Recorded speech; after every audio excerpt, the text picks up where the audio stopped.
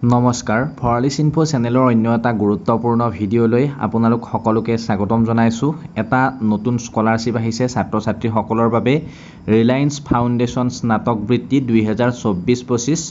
আপোনালোকে এই যিটো স্কলাৰশ্বিপ আছে এই স্কলাৰশ্বিপটোত কেনেকৈ আবেদন কৰিব লাগিব, কি যোগ্যতা লাগিব, সকলোবিলাক মই আজিৰ ভিডিঅ'ত জনাই যাম। গতিকে আপোনালোকে ভিডিঅ'টো শ্বেয়াৰ কৰিব যিমান পাৰে, আৰু যদি ফেচবুকত চাই আছে পেজখন ফ'ল' কৰি ল'ব।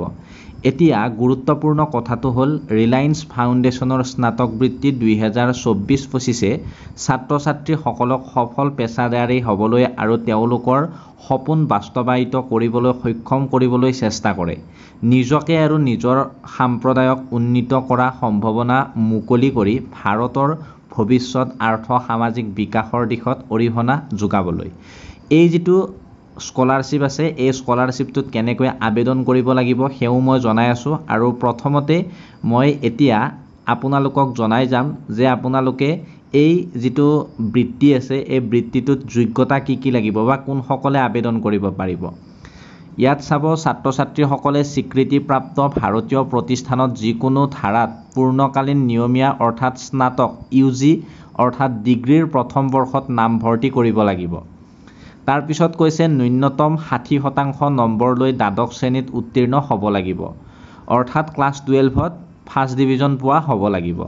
তাৰপিছত বাৰ্ষিক পৰিয়ালৰ আয় 2.5 লাখ টকাতকৈ কম হ'ব লাগিব। 2.5 লাখ টকাতকৈ যদি বেছি হয় তেন্তে কিন্তু নোৱাৰিব। অৰ্থাৎ যিসকলৰ ঘৰত ৰেচন কাৰ্ড আছে তেওঁলোকে নিশ্চয় এই যিটো স্কলাৰশ্বিপ আছে এই স্কলাৰশ্বিপটোৰ বাবে আবেদন কৰিব পাৰিব যদিহে 12ত 60% নম্বৰ লাভ কৰিছে।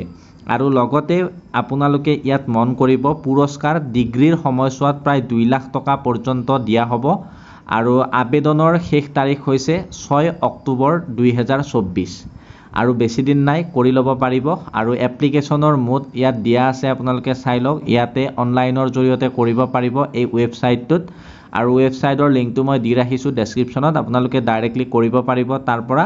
এতিয়া মেইন কথাটো হ'ল আপোনালোকৰ কি লাগিব, নথিপত্ৰ কি লাগিব। নথিপত্ৰ বুলি কওঁতে ইয়াত আবেদনকাৰীৰ ফটো লাগিব, পাছপোৰ্ট আকাৰৰ, ঠিকনাৰ প্ৰমাণপত্ৰ লাগিব, দশম আৰু দ্বাদশ শ্ৰেণীৰ বৰ্ডৰ পৰীক্ষাৰ মাৰ্কশ্বিট লাগিব। তাৰপিছত নামভৰ্তি কলেজ প্ৰতিষ্ঠানৰ বনফাইড প্ৰমাণপত্ৰ বা যি শ্লিপ থাকে এডমিশ্যন লোৱা সেয়া লাগিব।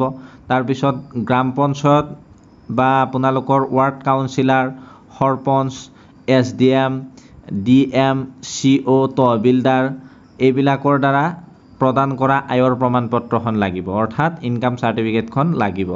তাৰপিছত সংশ্লিষ্ট চৰকাৰী কৰ্তৃপক্ষই প্ৰদান কৰা চৰকাৰী অক্ষমতাৰ প্ৰমাণপত্ৰখন লাগিব, যদি প্ৰযোজ্য হয় বা যদি আছে তেতিয়া দিব লাগে। গতিকে এইখিনি যদি হয় তেতিয়াহ'লেহে এই যিটো স্কলাৰশ্বিপ আছে এই স্কলাৰশ্বিপটোত আবেদন কৰিব পৰা যাব। আবেদন কেনেকৈ কৰিব লাগিব, এই যিটো লিংক মই দি ৰাখিছোঁ ইয়াত আপোনালোকে ধুনীয়াকৈ পঞ্জীয়ন কৰা দেখিছে, ইয়াত ক্লিক কৰি দিব। পঞ্জীয়ন কৰাত ক্লিক কৰি দিয়াৰ পিছত এটা জিমেইল লাগিব, ফোন নম্বৰ লাগিব। এই সকলোবিলাক বহুৱাই একাউণ্টটো খুলি ডাইৰেক্টলি এই যিটো বাডি ফৰ ষ্টাডি আপোনালোকৰ ৱেবছাইট আছে ইয়াতে ধুনীয়াকৈ এপ্লাই কৰিব পাৰিব এই যিটো স্কলাৰশ্বিপ আছে এই স্কলাৰশ্বিপটোৰ বাবে। আৰু যদি কিবা অসুবিধা হয় তেন্তে মোক কমেণ্ট ছেকশ্যনত কমেণ্ট কৰিবলৈ কিন্তু নেপাহৰিবা। আৰু এই ভিডিঅ'টো শ্বেয়াৰ কৰি দিবা, তুমি তোমাৰ যিমান বন্ধু বান্ধৱী আছে সেই গ্ৰুপবিলাকত শ্বেয়াৰ কৰি দিবা, হোৱাটছএপ গ্ৰুপবিলাকত। আৰু লগতে যিসকলে ফেচবুকত চাই আছে পেজখন কিন্তু ফ'ল' কৰি ল'বলৈকে নেপাহৰিবা। ধন্যবাদ। জয় অসম।